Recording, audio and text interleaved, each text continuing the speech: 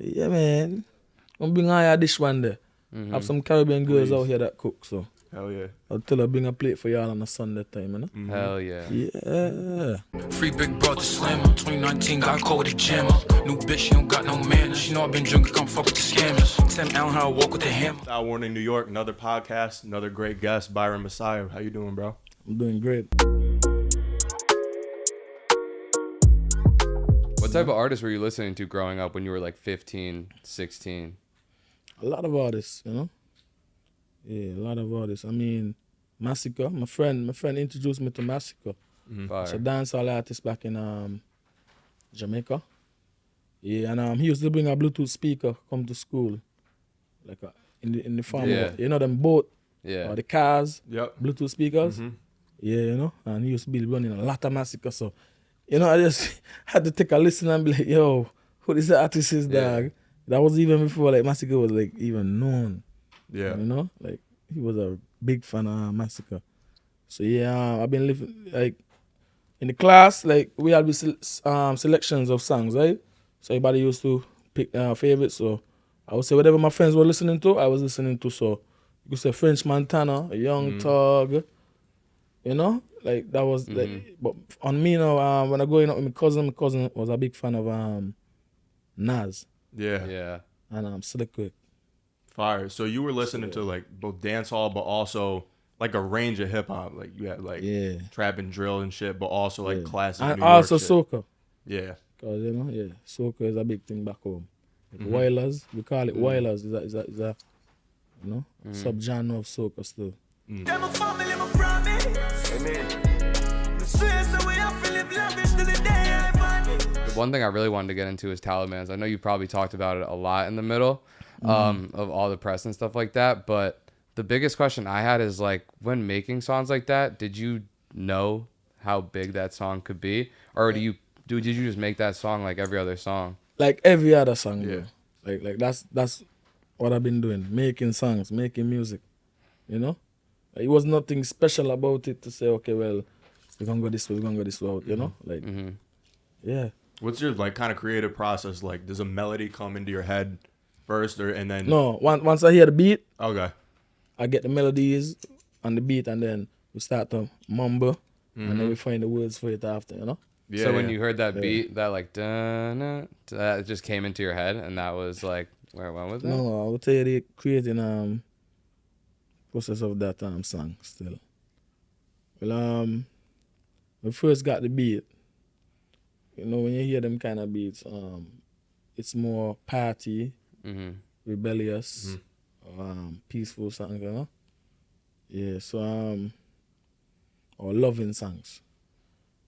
So I never heard anybody took an approach like how we came, like the grimy side of it. Like if people listen to the song, like the first time they wouldn't even know what I'm saying in there. Like there's so much violence, activities, etc.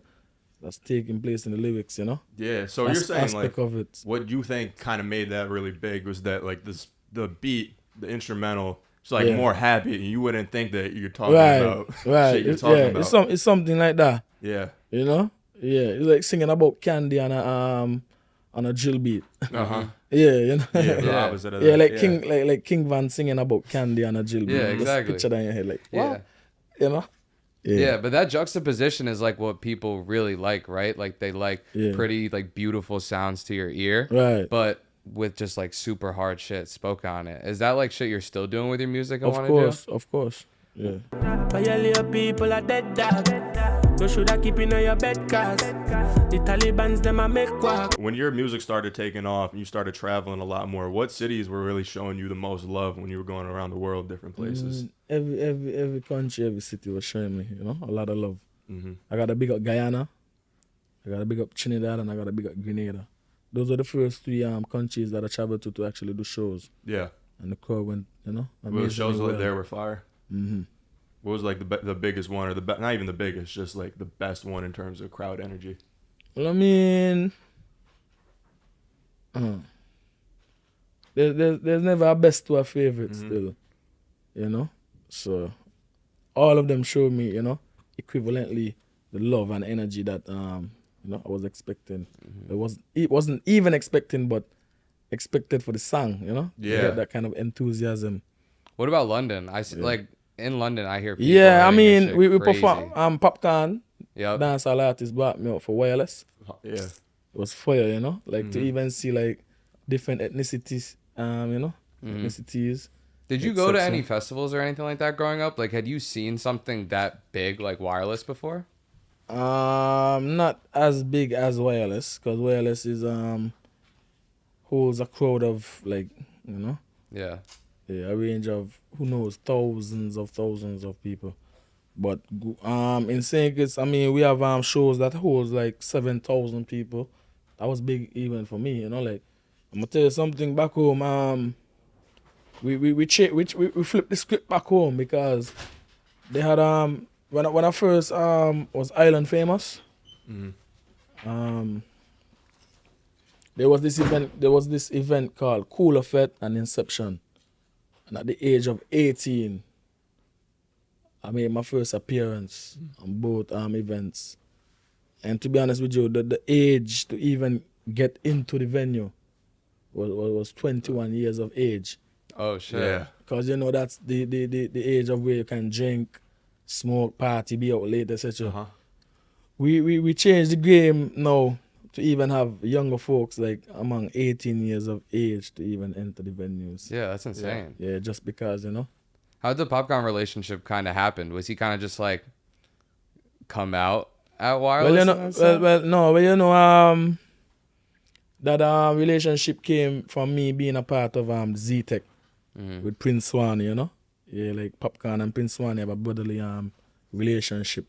Cheers time. The AMP, the Z-Tech, the Unruly, everything, you know. Yes. Fully out.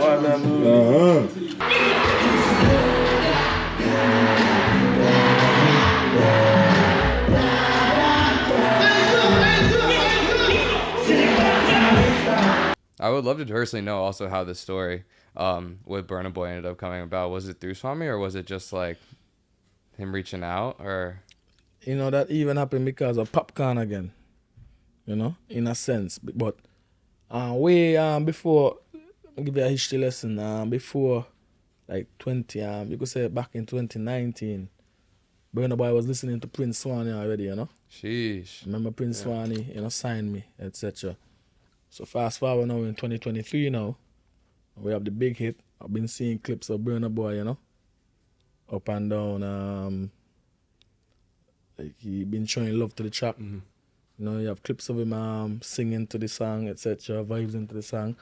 A lot of people were sending me, you know, like 4 clips I done see with Burna Boy vibes into the Talibans record. You know, and then back home now, we had a show called Music Festival, St. Kitts Music Festival. And he was performing, and I was performing as well. So you know, when it was on the Saturday. Yeah, I think that was the same day when he was performing. In the morning, I got a call. I was on a 3-way call. No, a 4-way call actually. It was Squidel. That's Popcaan brother. It was Popcaan. And it was Burna. God damn. Yeah. And then Popcaan was like, yo, see Burna here in a Byron. You know? And then it was just automatically like a connection from there, like, you know. Like Burna was like, yo, pull up, come vibes with me, etc. I make him know, because Prince Swanny was on the island at the same time too. He had a show on the Sunday. So all of us went over there, me, Kels, Swanny, and we just went over there and started the vibes with Dog, you know. Yeah.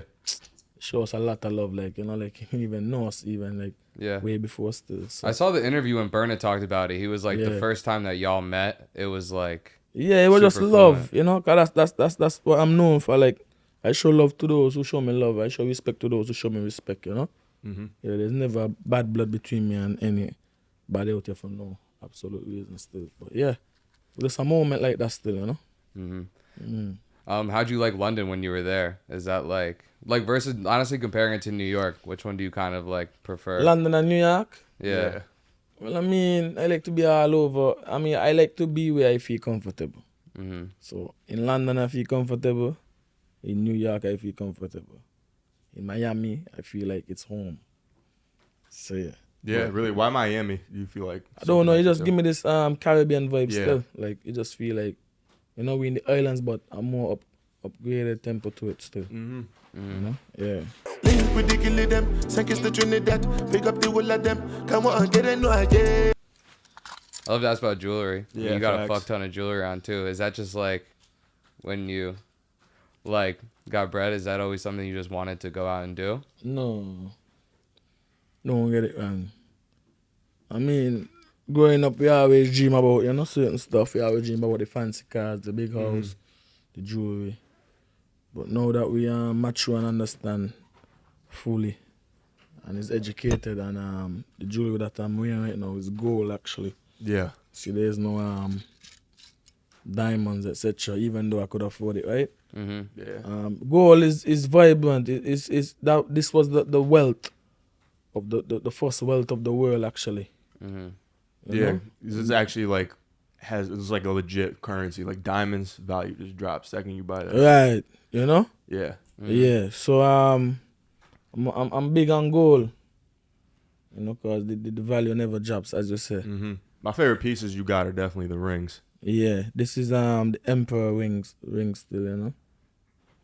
Yeah. Yeah. Wait, what do each of them like? What do they represent?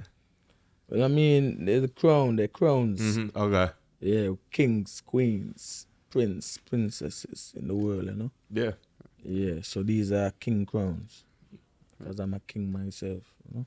Hell yeah. In terms of just like where you want to see yourself in the future, like what do you think is like kind of the plan? Do you want to like see all your friends and family happy around you too? Like where do you want to go with everything? Before we could even speak about the future, I mean, speak of into existence and manifestation, is to keep on waking up every day and giving God thanks to even be alive. Mm. You know, and thankful for everything that He has blessed me with. Yeah. Understand? 100%. What do I want to see me and everybody else in the future is to be successful in a sense where we don't have to grieve about the past anymore, you know? And for everyone to just be happy and be united. Yeah. So you're really just taking it like day by day, thankful Yes. for each one, trying to make the most of it. Right. Yeah, so that's me when it comes to future talks, you know? Mm-hmm. Mm-hmm. Yeah, normally I used to be like 5 years from now, Yeah.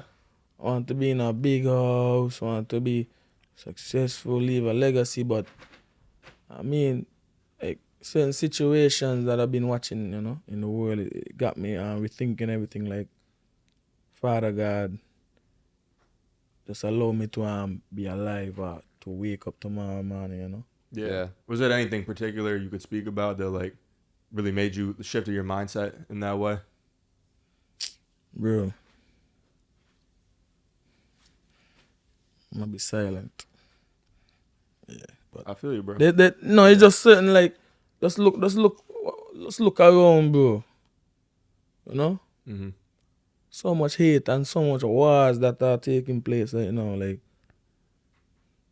and sometimes you just want to ask yourself, like, for what? Yeah. For what?